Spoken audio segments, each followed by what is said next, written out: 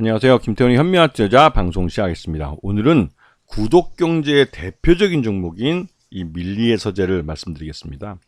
이 밀리의 서재 아시는 분도 있겠고 또 실제 사용하시는 분도 있겠지만 아직까지는 그렇게 많이 알려져 있지는 않습니다. 이게 일반적인 그 출판사나 이런 거와 다르게 전자출판을 중심으로 전자출판된 책을 이 온라인상에서 일정 금액을 주고 매달 그 일정량, 그러니까 무제한으로 어떻게 보면 이 밀리의 서재가 저작권을 갖고 있는 그 회사들의 그 출판사들의 책들을 무제한으로 볼 수 있는 그런 구독 경제의 대표적인 종목입니다. 그리고 결국은 이 회사는 KT 계열사인 KT 지니, 스튜디오 지니에서 이 회사를 인수했습니다. 그러면서 이게 이제 KT 그룹과 이 사업적 연계를 가지면서 이제 시너지를 내게 됐죠. 왜냐면 이 KT는 우리나라에서 이 유선전화로는 가장 많은 유선전화 회원을 갖고 있고 또 무선전화로는 그 SKT의 다음 이어서 가장 많은 그 유료 구독자들, 즉 매달 통신료를 내는 구독자를 갖고 있습니다. 그러한 구독자들에 대해서 이 밀리의 서재 컨텐츠들을 이 돈을 받고 그러니까 제공해 줄 수 있는 그런 영업망을 갖고 있는 거죠. 그런 측면에서 이 구독경제형 이 밀리의 서재 그 구독형 독서 플랫폼 이거는 나름대로 경쟁력이 있는 그런 그러니까 컨텐츠로 평가를 받고 있죠. 이게 우리가 넷플릭스를 동영상을 보듯이 아침 저녁 출퇴근하면서 이 공공교통을 이용하시는 분들이 이런 그 월 9,900원의 그 일정 금액을 내고 이 도서 콘텐츠나 이것들을 이용하는 것이죠. 이렇게 해서 말 그대로 이제 이 밀리의 서재 실적은 점점 늘어나면서 이제 규모의 경제를 넘어서기 시작했습니다. 그래서 보시게 되면 기존에는 전자출판을 중심으로 해서 전자출판한 그런 전자서적만 대상으로 구독경제를 했지만 이제는 이 종이로 출판이 된 책도 구독경제 하나의 장르로 이제 포함을 시켰죠. 그렇게 되면서 이제 종이책에 좀 더 친근했던 분들에게 더 다가갈 수 있게 되면서 새로운 수익 기반을 만들기 시작했습니다.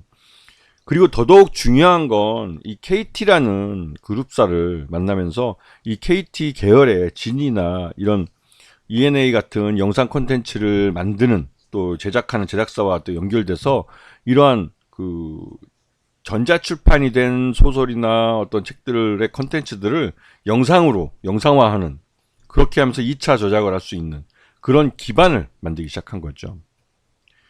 그래서 이 KT와 이 밀리의 서재가 만나게 된 것은 말 그대로 시너지를 낼 수 있는 구조를 만든 겁니다.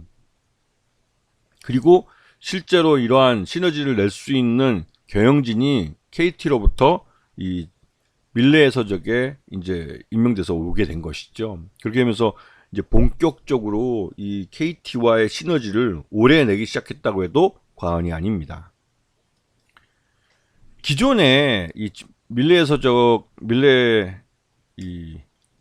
말 그대로 이제 밀리의 서재는 기존에 이 삼성이나 SK 같은 대기업의 온라인상의 서점, 그러니까 어때요? 서재라고 말할까요?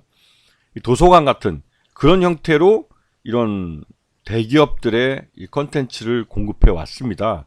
이 말뜻은 기본적으로 이 대량으로 이 컨텐츠를 구독할 수 있는 그런 고객사들을 갖게 된 것이죠. 이런 것들을 통해서 실제로 이제 규모의 경제를 달성하기 시작한 겁니다.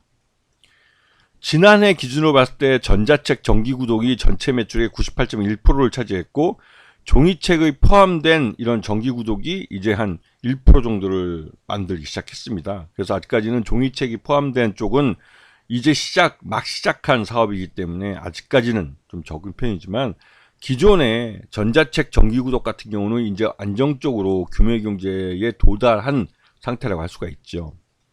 그래서 지난해 2020년부터 해서 계속 적자를 내던 이 사업 구조가 2022년에 매출 외형이 458억, 400억대를 넘어가면서 이제 본격적으로 영업 이익을 내는 이븐 브레이크를 통해서 순이익을 내기 시작하는 그런 단계에 도달을 했습니다.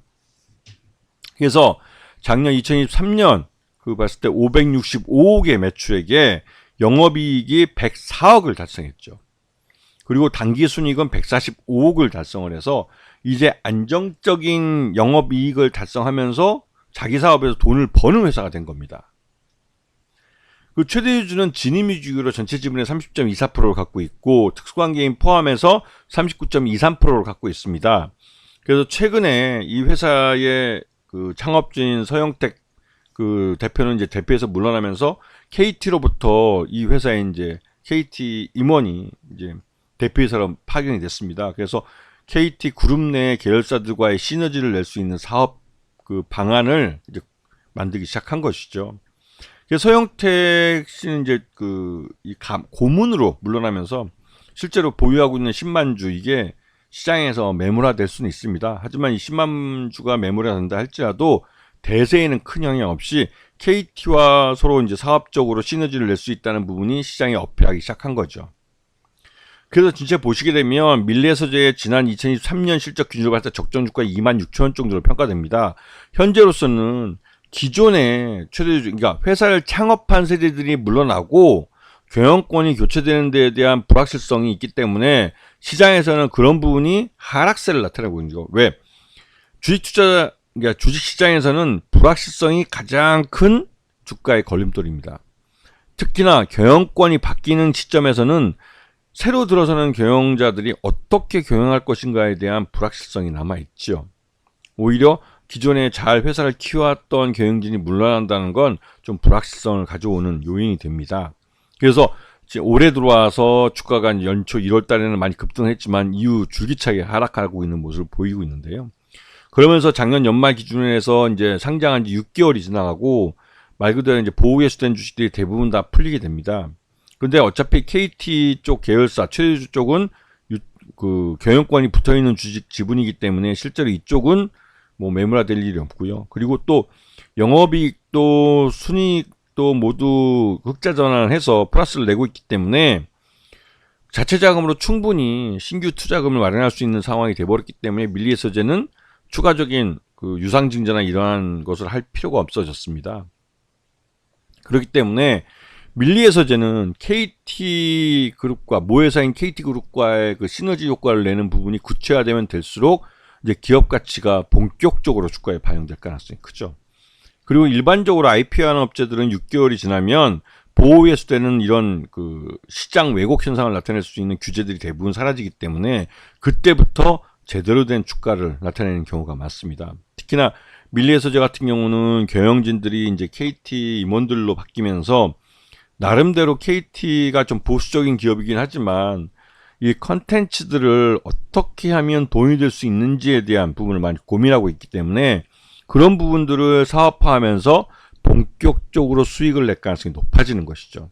그래서 밀리에서재는 이제는 관심을 갖고 봐야 하는 시점에 도달한 겁니다. 그래서 지금 주가가 하락하고 있는 것은 싸게 살 수 있는 기회를 주고 있다고 생각하시면 뭐 장기적으로 봤을 때는 충분히 그 지금 가격보다는 좀 높은 가격에서 수익을 낼 수 있는 기회를 가지실 수 있을 겁니다.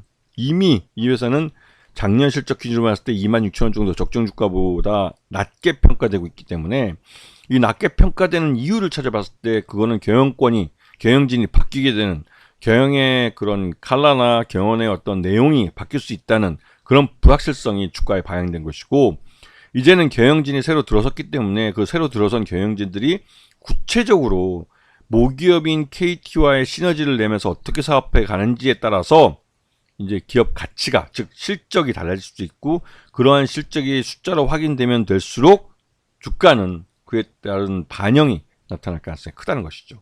아시겠죠? 자, 오늘 방송 여기서 마치겠습니다. 감사합니다.